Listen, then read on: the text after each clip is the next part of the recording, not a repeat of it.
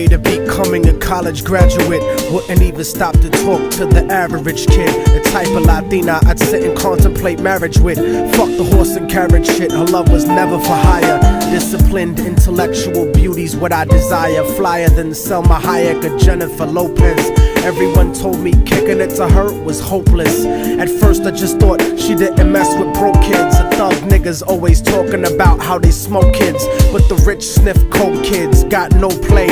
I'm not even interested what her body language would say. Everyone around the way gave up trying to get in it, cause didn't matter how good your game was, she wasn't with it. All the block bitches was jealous but wouldn't admit it.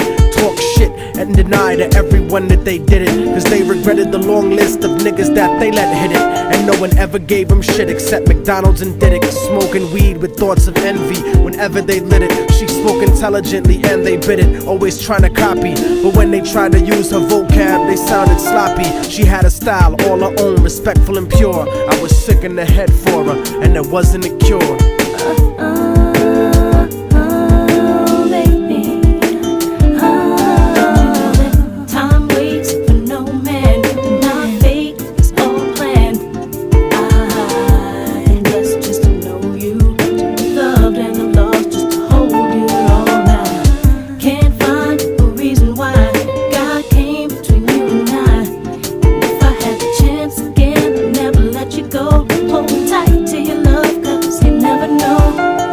So brown and beautiful, yet empty and sad. I used to talk to her occasionally and she was glad that I wasn't just another nigga trying to get in it. So every now and then we'd stop and talk for a minute.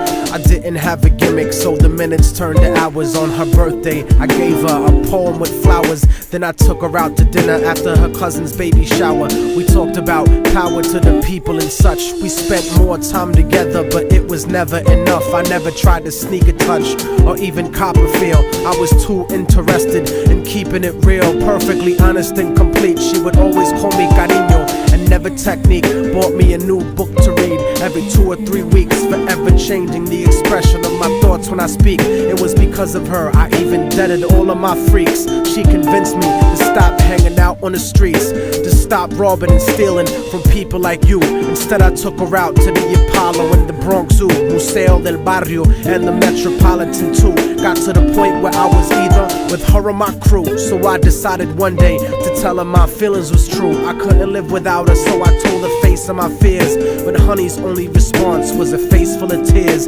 She could only sob hysterically, holding me tight. I tried to speak, but she wouldn't stop until I left sight. I felt like a moth who got himself too close to the light. Except I didn't burn, I turned cold after that night. Don't you know that time waits for no man? Not fate, it's all planned. I blessed just to know you, to be loved and I'm lost just to hold you all. I can't find a reason why God came between you and I. If I had the chance again, I'd never let you go. Hold tight to your love, cause you never know. I went on with my life, college and my career. Ended up locked up like an animal for a year, where the COs talk to you like they were the overseer. Then I got sent to the hole when my exit was near.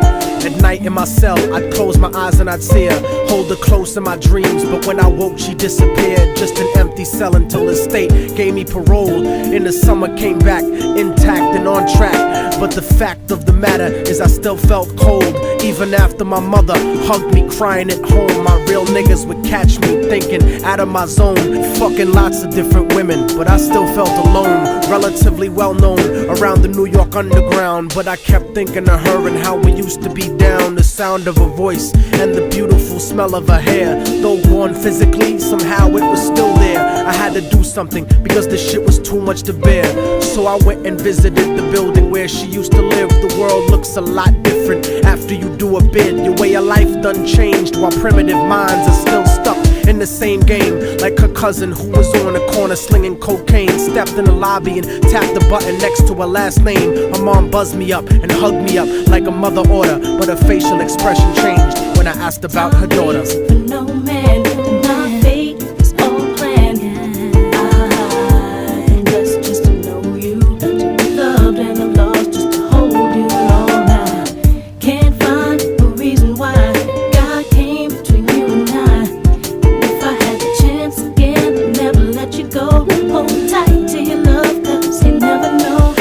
told me that there was a note for me that was left behind, and she had left it there, waiting for such a long time. I was inclined to ask about it, but she brought it up first. I saw a tear swelling up in her eye, and then she cursed. She told me where the letter was, and I started thinking the worst. Reversed my position, stepped over and opened the door, and sure enough, there was an envelope with my name on the floor. Nobody loves you more than me, cariño's what the letter said. By the time you get to read this, I'll probably be dead. But when you left in 97, a part of me went to heaven. I thank God at least I got to know what love really was. But it hurt me to see what true love really does.